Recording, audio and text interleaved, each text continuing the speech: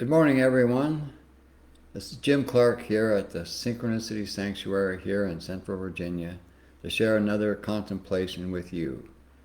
The tools that I have used here at the sanctuary for many, many years to help deepen my experience and understanding of who I am and what life is.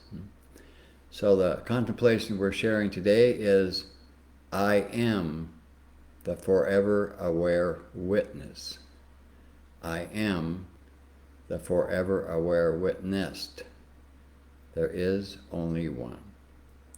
And this quotation describes our situation as spirit having a human experience. So you consider living in the illusion of being a human being and not being aware of anything else, when in truth, you, me, all, and everyone is the same source consciousness and expression of that consciousness. The one watches itself, pretending to be two.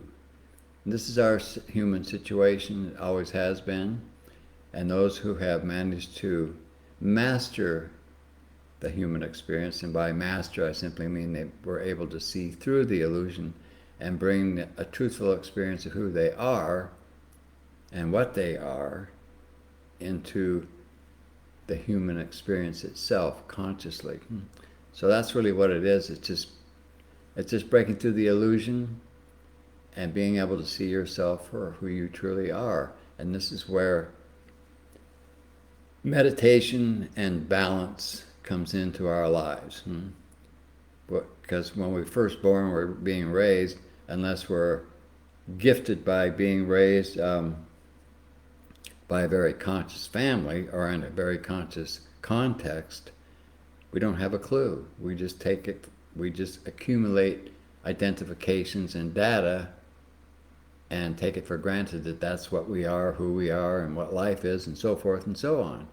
And we try to live by those ideas and those definitions and those attachments that we have to those definitions, and life is challenging because nothing ever seems to work out the way we want it to work out, even though we try our best.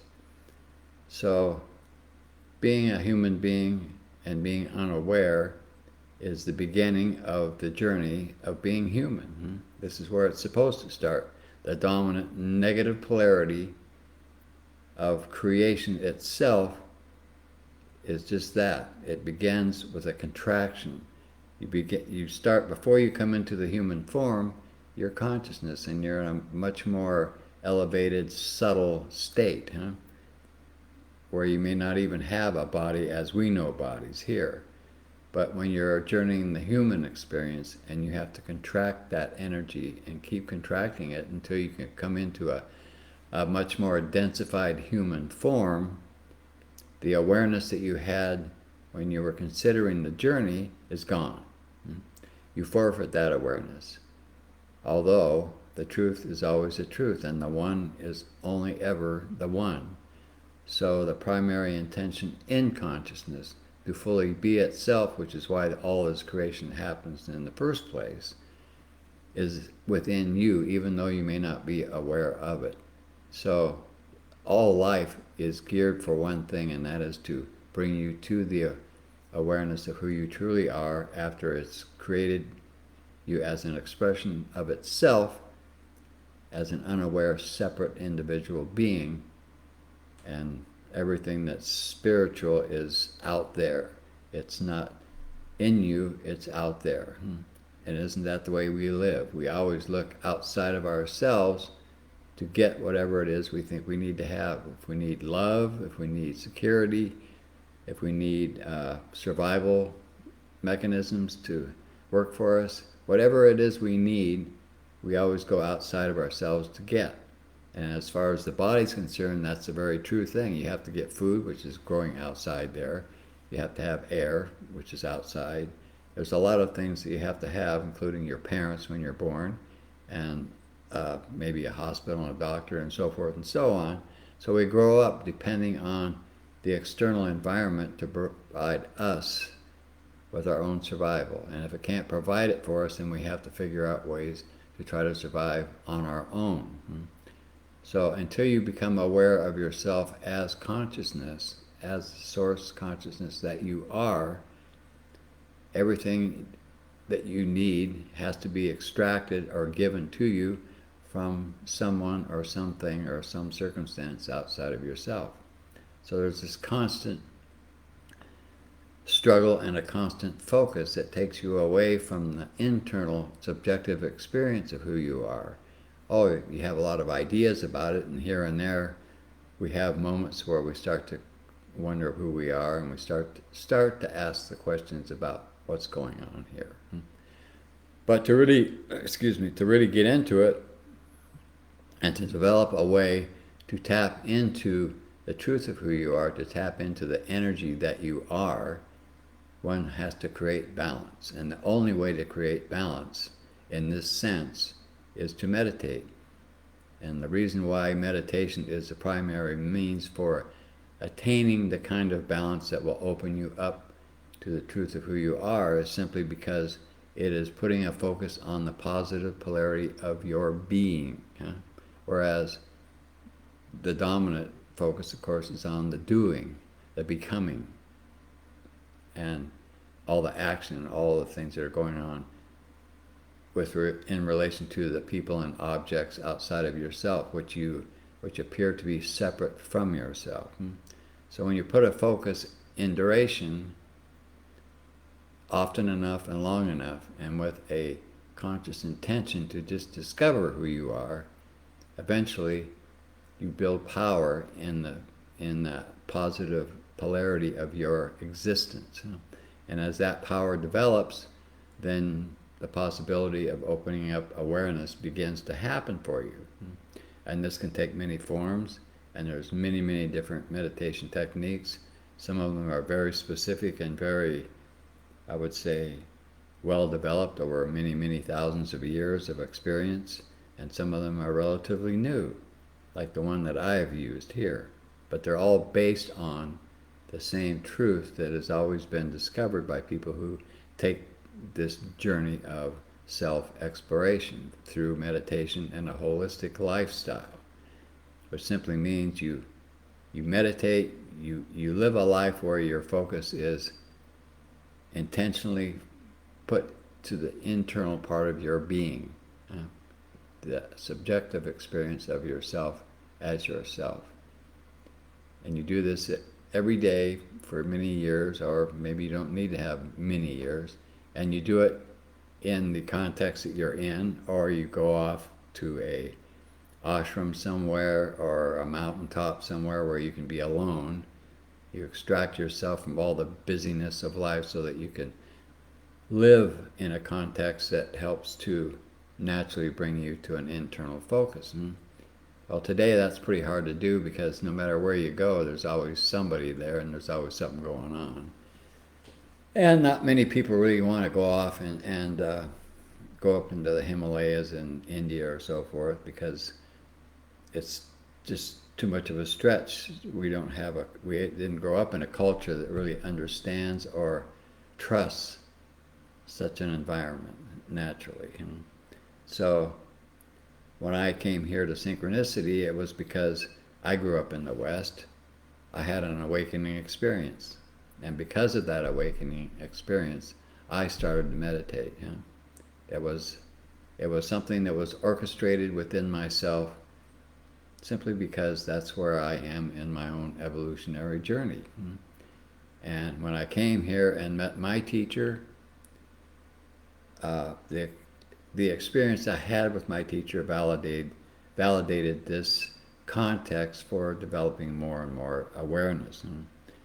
And that's really all I can say about that, other than the fact that we utilized what we call high-tech meditation here, which is a sound technology that was developed by my teacher on behest of his teacher to bring meditation here to the West in a way that Westerners could use in this busy, extremely externalized, focused culture that we grow up in. And he did just that, and all those who have used it have had the experience that I'm having. If they stick with it, if they really get into it and maintain their practice and their lifestyle, then they eventually begin to develop what we call a presence, which is really the presence that's always with you because it's the truth of who you are, and the truth is always what it is. But with the power that you develop through meditation, you start to be able to sense and experience that energy that you are. You become more, I would say, subtle in your ability to comprehend and experience an energetic aspect of your existence. And as you experience this energetic, with that energetic comes an intelligence that the mind can never grasp, because the mind simply can't go there. It's not made for that particular purpose.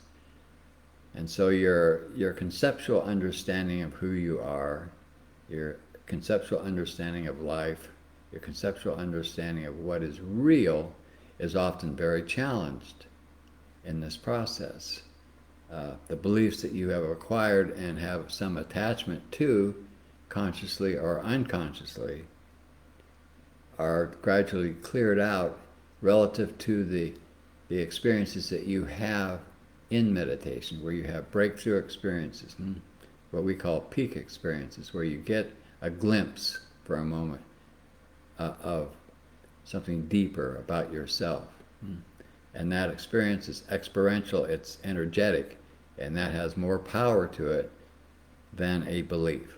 So the beliefs have to be relinquished to open the way so that you can take on more and more experience of who you are. It's a process that maintains enough power in you so that you don't get overloaded, because it's very possible, if you were to find yourself in the presence of a living spiritual being who is fully realized, to get too much. My teacher used to say, warn us, and he would say, don't get too close to the fire until you're ready for it. And a lot of people I saw here over the many years I've lived here did just that. They were too ambitious and too pushy with regards to their own evolution, and they didn't have the patience to wait and just let things come to them as it was appropriate for those experiences to come to them. So they would get close to the teacher and spend a lot of time in close proximity to his energy field, which was very powerful. And sure enough, most of those people ended up leaving because they just got burned out. They just couldn't handle that energy for a long period of time without burning up the circuits inside themselves. And but this is part of the growing process. This is part of the evolutionary process of we as human beings coming to the mastery of the human experience. So wherever I am in my journey, and I have no roadmap other than finding myself in such a place as this for as long as I have, and having the energenic experiences that I do have now, which is a very strong presence, and that one that is very constant, which has been developed over all these years of meditation and a holistic lifestyle. So from my experience and the results of my practice, which continue to this day, I'd say there's no other investment that's worth more than this. Because when you establish constancy in the experience of who you truly are, the worries, the frustrations, the negative emotions and negative thought patterns that used to hold you lose their power. And gradually, as you get more and more truthful data to replace all of the illusory data of who you are and what life is, you get the experience of that new data, moment to moment and day to day. And that is an indescribable upgrade to the unconscious human experience. And that's what I wanted to share with you today. With this contemplation on ones like this, it forced me, while I lived the lifestyle and while I meditated, it also forced me to not think about things a lot, so much as to take a statement like this: I am the forever aware witness. I am the forever aware witnessed. There is only one. And to gradually realize that the illusion of who I am and the truth of who I am are all the same consciousness. So once you get the experience of who you truly are, the journey isn't over by any means at all. From there, you continue to develop your awareness, but you also continue to integrate that illusion as something that was serving you and serving the purpose of consciousness itself, which is you. So my journey continues at this level of the game, and I wouldn't have it any other way. So I hope that this has been of some use to you, and journey on and be well. Until next Monday, when I come back with another contemplation and offer it as a tool for you to use as I have. Thank you.